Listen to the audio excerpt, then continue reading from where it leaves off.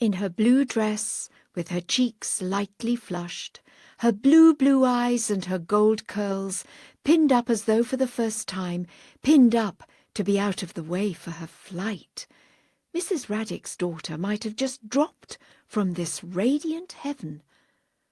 Mrs. Raddick's timid, faintly astonished, but deeply admiring glance looked as if she believed it too.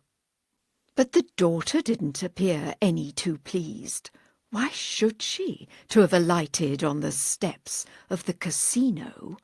Indeed, she was bored as though heaven had been full of casinos with snuffy old saints for croupiers and crowns to play with. "You don't mind taking Henny?" said Mrs. Raddick. "Sure you don't. There's the car, and you'll have tea, and we'll be back here on this step, right here, in an hour. You see, I want her to go in. She's not been before, and it's worth seeing. I feel it wouldn't be fair to her." "Oh, shut up, Mother," said she wearily. "Come along, don't talk so much. And your bag's open. You'll be losing all your money again." "I'm sorry, darling," said Mrs. Raddick. "Oh, do come in. I want to make money," said the impatient voice. "It's all jolly well for you, but I'm broke." "Here, take 50 francs, darling. Take 100. I saw Mrs. Raddick pressing notes into her hand as they passed through the swing doors. Henny and I stood on the steps a minute, watching the people. He had a very broad, delighted smile. "I say," he cried, "there's an English bulldog. Are they allowed to take dogs in there?" "No, they're not." "He's a ripping chap, isn't he? I wish I had one. They're such fun. They frighten people so, and they're never fierce with the people they belong to." Suddenly he squeezed my arm. "I say, do look at that old woman. Who is she? Why does she look like that? Is she a gambler?" The ancient withered creature, wearing a green satin dress, a black velvet cloak, and a white hat with purple feathers, jerked slowly up the steps, as though she were being drawn up on wires. She stared in front of her. She was laughing and nodding and cackling to herself. Her claws clutched round what looked like a dirty boot bag. But just at that moment there was Mrs. Raddick again with her and another lady hovering in the background. Mrs. Raddick rushed at me. She was brightly flushed, gay, a different creature. She was like a woman who is saying goodbye to her friends on the station platform, with not a minute to spare before the train starts. "Oh, you're here still. Isn't that lucky? You've not gone. Isn't that fine? I've had the most dreadful time with her," and she waved to her daughter, who stood absolutely still, disdainful, looking down, twiddling her foot on the step, miles away. "They won't let her in. I swore she was 21, but they won't believe me. I showed the man my purse. I didn't dare to do more, but it was no use. He simply scoffed. And now I've just met Mrs. McEwen from New York, and she just won 13,000 in the salle privée, and she wants me to go back with her while the luck lasts. Of course, I can't leave her, but if you'd—" At that she looked up. She simply withered her mother. "Why can't you leave me?" she said furiously. "What utter rot! How dare you make a scene like this? This is the last time I'll come out with you. You really are too awful for words." She looked her mother up and down. "Calm yourself," she said superbly. Mrs. Raddick was desperate, just desperate. She was wild to go back with Mrs. McEwen, but at the same time I seized my courage. Do you care to come to tea with us?" Yes, she'll be delighted. That's just what I wanted, isn't it, darling? Mrs. McEwen, I'll be back here in an hour or less. Mrs. R. dashed up the steps. I saw her bag was open again. So we three were left. But really, it wasn't my fault. Henny looked crushed to the earth too. When the car was there, she wrapped her dark coat round her to escape contamination. Even her little feet looked as though they scorned to carry her down the steps to us. "I'm so awfully sorry," I murmured as the car started. "Oh, I don't mind," said she. "I don't want to look 21. Who would if they were 17? It's—" and she gave a faint shudder, "the stupidity I loathe, and being stared at by old fat men. Beasts." Henny gave her a quick look and then peered out of the window. We drew up before an immense palace of pink and white marble with orange trees outside the doors in gold and black tubs. "Would you care to go in?" I suggested. She hesitated, glanced, bit her lip, and resigned herself. "Oh, well, there seems nowhere else," said she. "Get out, Henny." I went first, to find the table, of course. She followed. But the worst of it was having her little brother, who was only 12, with us. That was the last final straw, having that child trailing at her heels. There was one table. It had pink carnations and pink plates with little blue tea napkins for sails. "Shall we sit here?" She put her hand wearily on the back of a white wicker chair. "We may as well. Why not?" said she. Henny squeezed past her and wriggled onto a stool at the end. He felt awfully out of it. She didn't even take her gloves off. She lowered her eyes and drummed on the table. When a faint violin sounded, she winced and bit her lip again. Silence. The waitress appeared. I hardly dared to ask her. "Tea? Coffee? China tea or iced tea with lemon?" Really, she didn't mind. It was all the same to her. She didn't really want anything. Henny whispered, "Chocolate." But just as the waitress turned away, she cried out carelessly, "Oh, you may as well bring me a chocolate too." While we waited, she took out a little gold powder box with a mirror in the lid, shook the poor little puff as though she loathed it, and dabbed her lovely nose. "Henny," she said, "take those flowers away." She pointed with her puff to the carnations, and I heard her murmur, "I can't bear flowers on a table." They had evidently been giving her intense pain, for she positively closed her eyes as I moved them away. The waitress came back with the chocolate and the tea. She put the big frothing cups before them and pushed across my clear glass.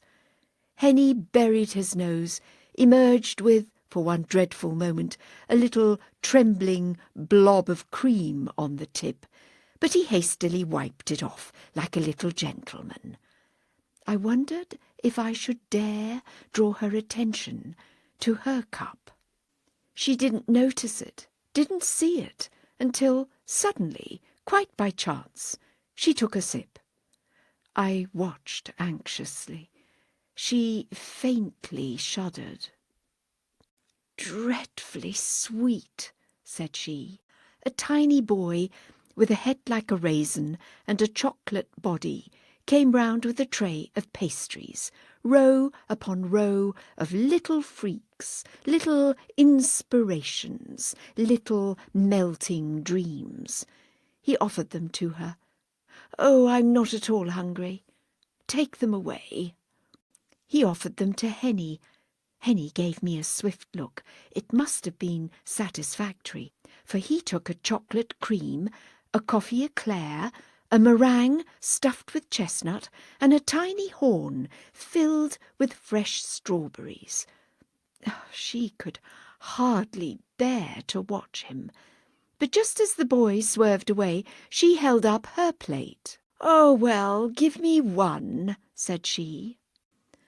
The silver tongs dropped 1, 2, 3, and a cherry tartlet. "I don't know why you're giving me all these," she said, and nearly smiled. "I shan't eat them. I couldn't." I felt much more comfortable. I sipped my tea, leaned back, and even asked if I might smoke. At that she paused, the fork in her hand, opened her eyes, and really did smile. "Of course," said she. "I always expect people to." But at that moment a tragedy happened to Henny. He speared his pastry horn too hard, and it flew in two, and one half spilled on the table. Ghastly affair! He turned crimson. Even his ears flared, and one ashamed hand crept across the table to take what was left of the body away. "You utter little beast," said she. Good heavens!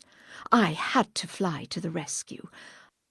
I cried hastily, "Will you be abroad long?" But she had already forgotten Henny. I was forgotten too. She was trying to remember something. She was miles away. "I don't know," she said slowly, "from that far place. I suppose you prefer it to London. It's more... When I didn't go on, she came back and looked at me, very puzzled. "More? Enfin, gayer," I cried, waving my cigarette. But that took a whole cake to consider. Even then, "Oh, well, that depends," was all she could safely say. Henny had finished. He was still very warm. I seized the butterfly list off the table. "I say, what about an ice, Henny? What about tangerine and ginger? No, something cooler. What about a fresh pineapple cream?" Henny strongly approved. The waitress had her eye on us. The order was taken when she looked up from her crumbs. "Did you say tangerine and ginger? I like ginger. You can bring me one." And then quickly, "I wish that orchestra wouldn't play things from the year 1. We were dancing to that all last Christmas. It's too sickening." But it was a charming air. Now that I noticed it, it warmed me. "I think this is rather a nice place, don't you, Henny?" I said. Henny said, "Ripping!" He meant to say it very low, but it came out very high in a kind of squeak. "Nice! This place! Nice!" For the first time she stared about her, trying to see what there was. She blinked. Her lovely eyes wondered. A very good-looking elderly man stared back at her through a monocle on a black ribbon. But him she simply couldn't see. There was a hole in the air where he was. She looked through and through him. Finally, the little flat spoons lay still on the glass plates. Henny looked rather exhausted, but she pulled on her white gloves again. She had some trouble with her diamond wristwatch. It got in her way. She tugged at it, tried to break the stupid little thing. It wouldn't break. Finally, she had to drag her glove over. I saw after that she couldn't stand this place a moment longer, and indeed she jumped up and turned away while I went through the vulgar act of paying for the tea. And then we were outside again. It had grown dusky. The sky was sprinkled with small stars. The big lamps glowed. While we waited for the car to come up, she stood on the step, just as before, twiddling her foot, looking down. Henny bounded forward to open the door, and she got in and sank back with, oh, such a sigh. Tell him," she gasped, "to drive as fast as he can." Henny grinned at his friend the chauffeur. "Alliez vite," said he. Then he composed himself and sat on the small seat facing us. The gold powder box came out again. Again the poor little puff was shaken. Again there was that swift, deadly secret glance between her and the mirror. We tore through the black and gold town like a pair of scissors tearing through brocade. Henny had great difficulty not to look as though he were hanging on to something. And when we reached the casino, of course, Mrs. Raddick wasn't there. There wasn't a sign of her on the steps, not a sign. "Will you stay in the car while I go and look?" But no, she wouldn't do that. Good heavens, no. Henny could stay. She couldn't bear sitting in a car. She'd wait on the steps. "But I scarcely like to leave you," I murmured. "I'd very much rather not leave you here." At that she threw back her coat. She turned and faced me, her lips parted. "Good heavens, why? I don't mind it a bit. I like waiting." And suddenly her cheeks crimsoned, her eyes grew dark. For a moment I thought she was going to cry. Let me, please," she stammered, in a warm, eager voice. "I like it. I love waiting. Really, really I do. I'm always waiting, in all kinds of places." Her dark coat fell open, and her white throat, all her soft young body in the blue dress, was like a flower that is just emerging from its dark bud.